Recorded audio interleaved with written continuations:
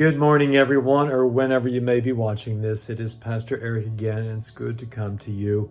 I know many of you will be sitting exams in these next few weeks. I pray you'll do the very best that you can.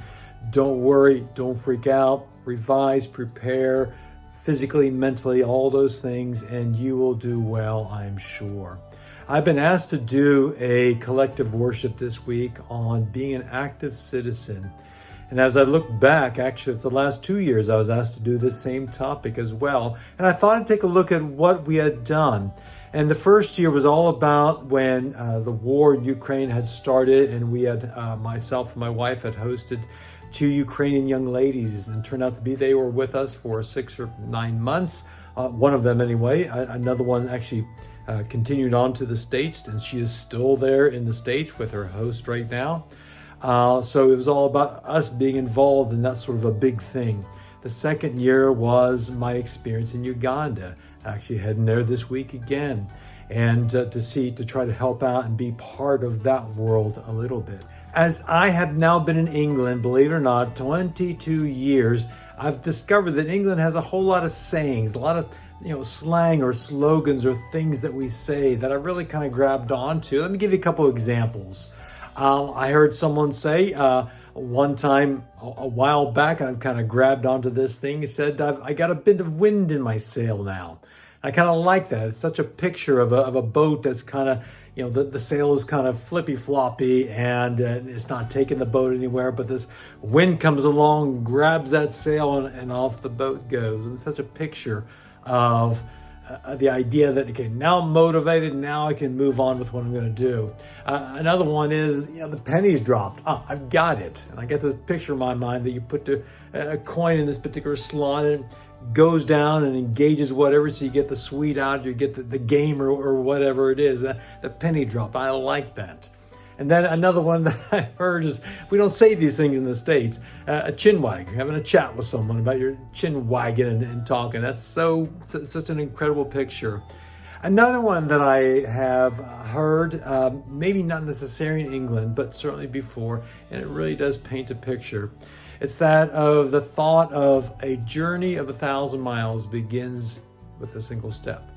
Jesus said a similar thing, in that he said, he that is faithful in the least, in the smallest thing, will be faithful in the big things of life.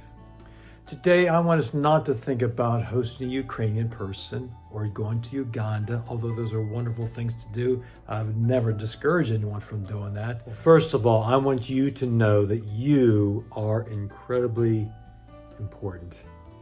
About 10 days ago, I literally turned 62 years old. A bit in the Bible says, in Psalm 90, verse 10, if you're interested, the Bible says there that we have in this world 70 years. And if by reason of strength, we have 70. So what does that mean in numbers that we kind of get? Well, score is 20, as you probably realize. So 70, 60 at 1070, or by reason of strength, we have 80 years. So if that's true, and hopefully maybe it's a bit, I can actually go beyond that 70. If that's true, but I have somewhere in between 8 and let's just say 28, if I can make it to 90 years left in the tank.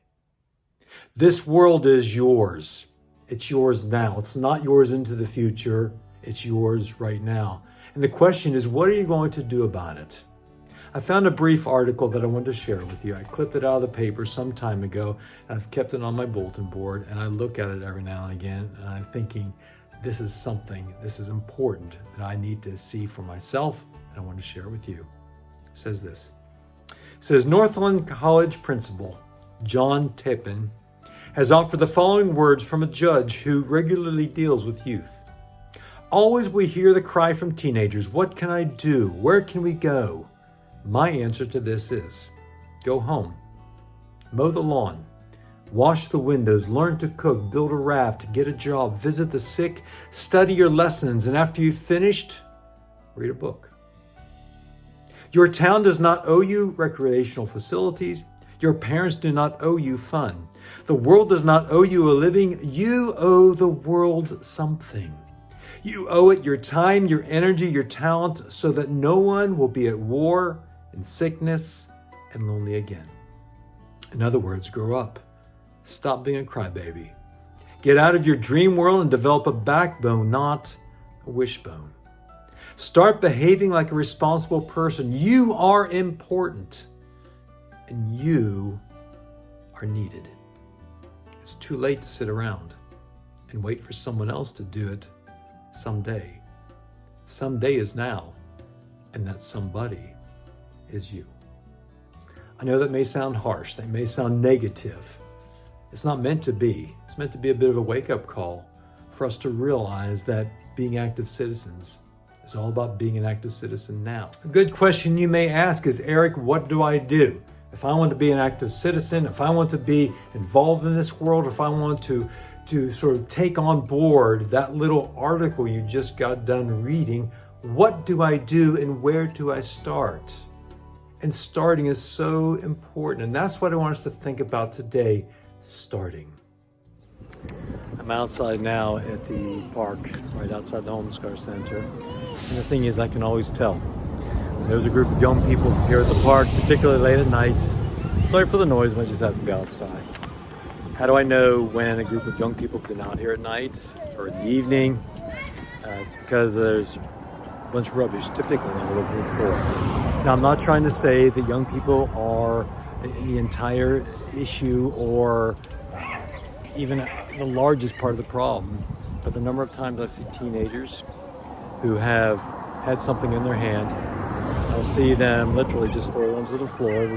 There's been a bin 10 meters away. At every opportunity, just chuck it into the bin rather than it goes onto the floor.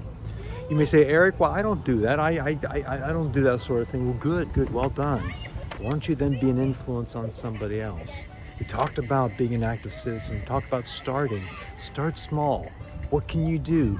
You can pick up that bit of litter or say, I'm not going to make the choice. I'm not going to throw it onto the floor, but I'm going to actually take it, walk the 10 meters or whatever it is, and chuck it into the bin. I'm down on the floor right now, trying to keep out of the wind so it doesn't get too mucky on the video. But found some right here beside me.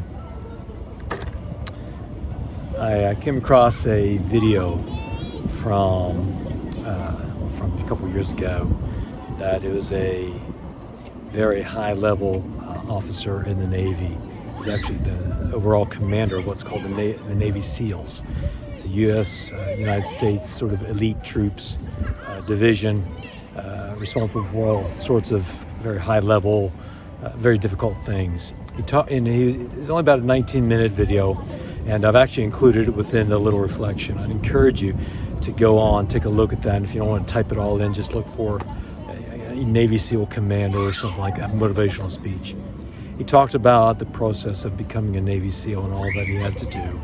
One of the things that really struck me as he was talking, and he had gone through the whole thing of applying to be a Navy SEAL and then those 6 months of training, he said the very first thing that they had to learn was not necessarily how to handle a very high-level military weapon or scale incredible walls.